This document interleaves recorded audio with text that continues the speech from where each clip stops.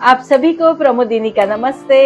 प्राणायाम की इस सीरीज में हमने अनुलोम विलोम देखा। अब हम देखते हैं भ्रस्त्रिका प्राणायाम।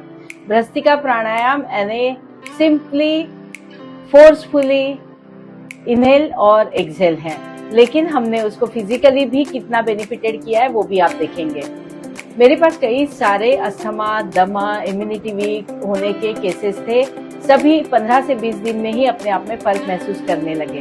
तो यही बात मैं आप तक पहुंचाना चाहती हूं कि आप इस प्राणायाम को टेक्निकली कैसे करें। तो चलो देखते हैं। सबसे पहले आप अगर किसी पांव की समस्या, आपकी घुटनों में दर्द है या आपकी थाइज में दर्द है या आपको कुछ लगा हुआ है, तो सुखासन में बैठ के आपको क्या करना है, फोर्सफुली इनहेल और एक्सहेल। लेकिन हम उसमें हैंड्स को इन्वॉल्व करेंगे, जैसे ब्रीथ इन, ब्रीथ आउट, ब्रीथ इन, ब्रीथ आउट, ब्रीथ इन, ब्रीथ आउट, फोर्सफुली इनहेल और एक्सहेल। हाँ, अगर आपका रिसेंट में कोई ऑपरेशन हुआ है, आपको चेस्ट संबंधी कोई सीवियर समस्याएं हैं, तो इस प्राणायाम को बिल्कुल भी ना करें। अब इसको हम और पावरफुल वे में कैसे कर सकते हैं, तो जैसे मैंने वीडियो में बताया है वैसे ही आपको वज्रासन में बैठना है। वज्रासन में सबसे पहले हमारे पांव की दिशा के उंगलियों की दिशा ऐसे रहेगी। तो इस तरह से बैठ के आपको सेम ब्रीथ इन, ब्रीथ आउट, ब्रीथ इन, ब्रीथ आउट करना है। अगर आप ये 20 काउंट करते हैं, पांव की उंगलियों पे आना है। पांव की उंगलियों पे आके आप अगेन अब हाथों का डायरेक्शन आप बदल सकते हो, आगे करके ब्रीथ इन, ब्रीथ आउट, ब्रीथ इन, ब्रीथ आउट, ब्रीथ इन, ब्रीथ आउट। अगर आप इस तरह से ये करते हैं तो आपके हैंड्स मूवमेंट भी होंगे, वज्रासन के फायदे भी होंगे।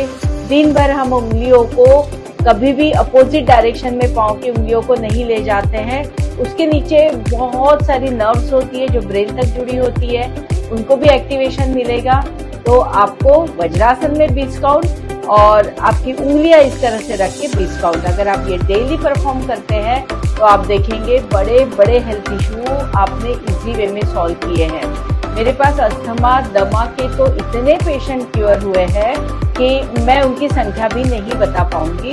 मैं खुद बचपन से अस्थमा की पेशेंट थी और मुझे लास्ट मेरे योगा क्लास शुरू होने से पहले डॉक्टर ने स्प्रे भी दिया था।